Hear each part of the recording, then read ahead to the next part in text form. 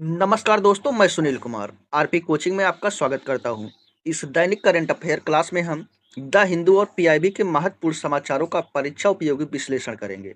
यदि आप किसी भी प्रतियोगी परीक्षा की तैयारी कर रहे हैं, यह क्लास आपके लिए बेहद। तो आइए शुरू करते हैं आज के करंट अफेयर। आज की पहली खबर है, सहकारिता मंत्रालय के 5 वर्ष पूरे, राष्ट्रव्यापी समारोह शुरू। यानी कि सहकारिता मंत्रालय की स्थापना के आज 5 वर्ष जब पूरे हो गए तो राष्ट्र भर में यानी देश भर में समारोह की शुरुआत हुई। सब सहकारिता मंत्रालय की स्थापना के 5 वर्ष पूरे होने पर 29 जून से 6 जुलाई 2026 तक देश भर में सप्ताह भर चलने वाले समारोह आयोजित किए जा रहे हैं। इसका उद्देश्य मंत्रालय की उपलब्धियों यानी क्या क्या काम किए, पहलों और भविष्य की योजनाओं को जन जन तक पहुंचाना।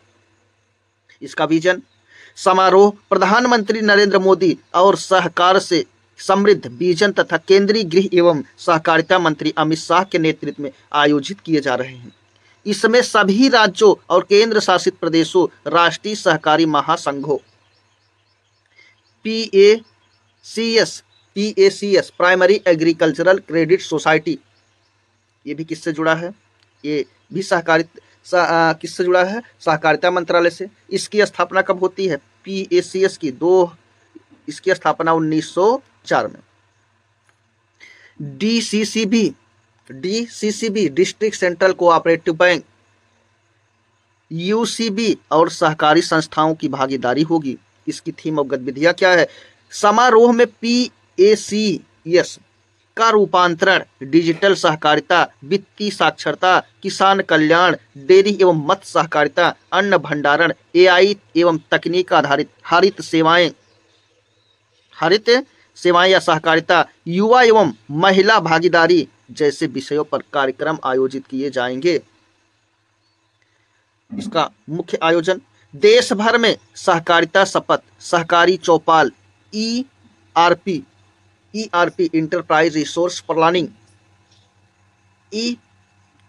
ईपीएसीएस प्रदर्शन, डिजिटल भुगतान जागरूकता, केसीसी किसान credit card, DBT direct benefit transfer. यानी कि इसमें अब ये डीबीटी क्या है? इसमें बिचौलियों को एकदम से हटा लिया जाएगा। आप कोई भी सामान बेचते हैं, बिचौलियों की जरूरत नहीं है। डीबीटी शिविर, स्वास्थ्य शिविर, रक्तदान, स्वच्छता अभियान, वृक्षारोपण, उत्पादन प्रदर्शनियां तथा सेमिनार आयोजित किए जाएंगे। समापन समारोह, सप्ताह भर के कार्यक्रमों का समापन 6 जुलाई 2026 को कहां पर? नई दिल्ली के भारत मंडपम में राष्ट्रीय स्तर के समारोह के साथ होगा, जिसमें अमित शाह सहित अन्य केंद्रीय मंत्री भी भाग लेंगे। इस अवसर पर नीति संवाद, पोर्टल लॉन्च, सहकारी प्रदर्शनी और सहकारी उत्पादों का प्रदर्शन भी किया जाएगा। आज की अगली खबर है, जयपुर में 29वां राष्ट्रीय ई गवर्नेंस सम्मेलन 2026। कहां पर? जयपुर कहां है? जयपुर राजस्थान में। कहां पर? राजस्थान की क्या है? राजधानी है सम्मेलन का। देखते हैं आयोजन, प्रशासनिक सुधार एवं लोक शिकायत विभाग, DARPG, department of administrative reforms and public grievances, electronic एवं सूचना प्रौद्योगिकी मंत्रालय, MEITY, ये क्या है? Ministry of electronics and information technology, तथा राजस्थान सरकार के सहयोग से 1 से 2 जुलाई 2026 को जयपुर में 29वें राष्ट्रीय ई गवर्नेंस सम्मेलन NCEG 2026, NCEG क्या है? National conference of e governance का आयोजन किया जा रहा है। इस वर्ष की थीम विकसित भारत 2047, AI सक्षम, डेटा संचालित और सुरक्षित डिजिटल शासन। उद्घाटन एवं राष्ट्रीय पुरस्कार, सम्मेलन का उद्घाटन राजस्थान के मुख्यमंत्री कौन है? भजन लाल शर्मा, यही क्या करेंगे? उद्घाटन। केंद्रीय राज्य मंत्री डॉक्टर जितेंद्र सिंह इस अवसर पर राष्ट्रीय ई गवर्नेंस पुरस्कार 2026 प्रदान करेंगे। कुल 17 उत्कृष्ट पहलों को 10 स्वर्ण, 6 रजत और एक जूरी पुरस्कार से सम्मानित किया जाएगा। इसका विषय सम्मेलन में एआई आधारित शासन, वॉयस फर्स्ट डिजिटल सेवाएं, डीप टेक एवं क्या है डीप टेक एवं क्वांटम तकनीक, स्मार्ट पुलिसिंग, नागरिक केंद्रित शासन, डिजिटल शिक्षा, सुरक्षित डिजिट अवसंरचना और डेटा संचालित प्रशासन जैसे महत्वपूर्ण विषयों पर यहाँ पर क्या होगी, चर्चा होगी। प्रतिभागी प्रदर्शनी, सम्मेलन में 80 से भी अधिक केंद्रीय मंत्रालय यानी कि विभाग, 28 राज्यों और 8 केंद्र शासित प्रदेशों तथा उद्योग, शिक्षा एवं अनुसंधान संस्थानों के प्रतिनिधि इसमें भाग लेंगे। साथ ही 40 से अधिक प्रदर्शनी लगाई जाएगी जिसमें डिजिटल गवर्नेंस की नवीन पहल और पुरस्कार विजेता परियोजनाएं प्रदर्शित होंगी।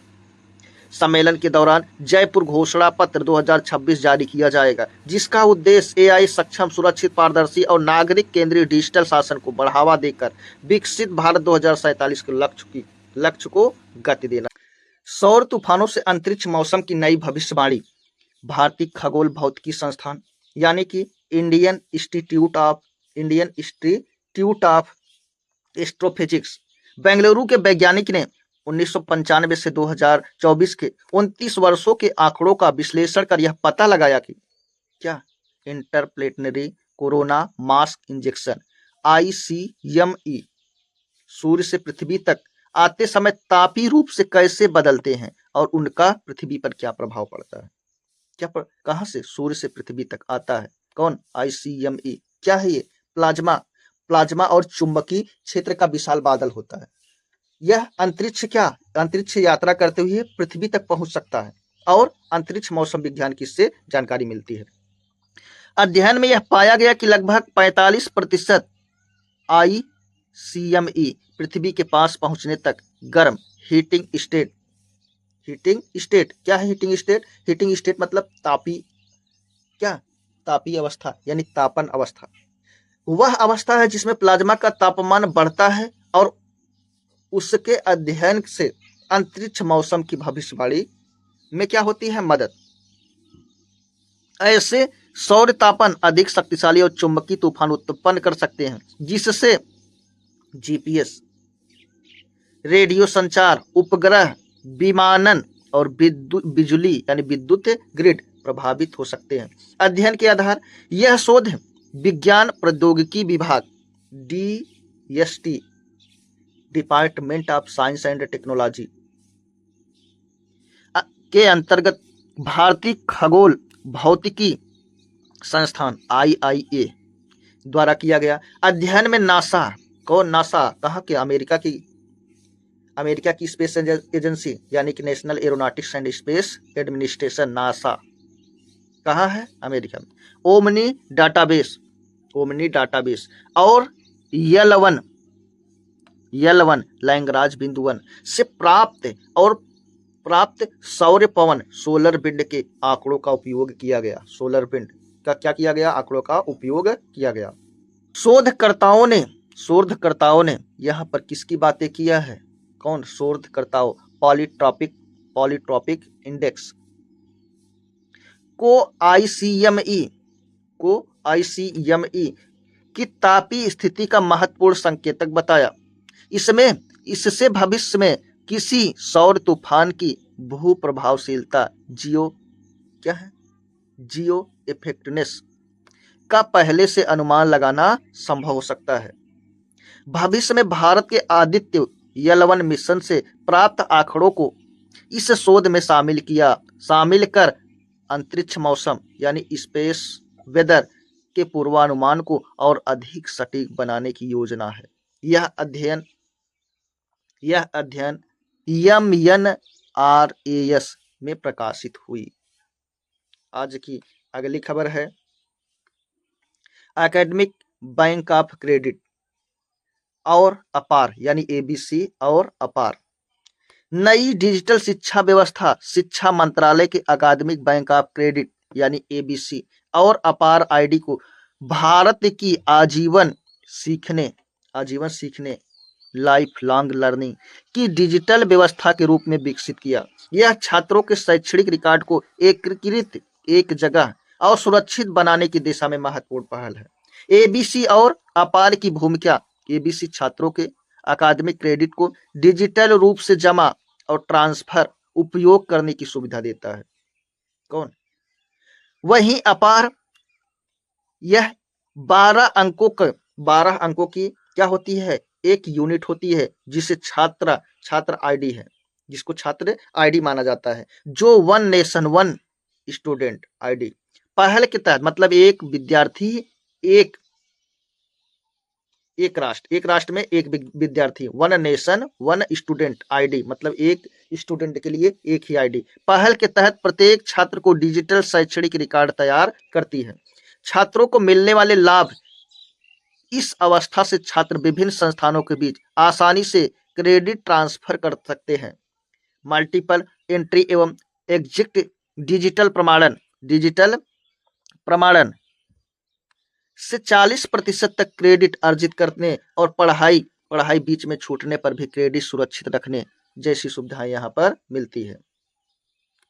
प्रमुख उपलब्धियां। जून 2026 तक देश भर में 26.30 करोड़ सत्यापित अपार आईडी बनाई गई। कितना? इतना 26.30 करोड़।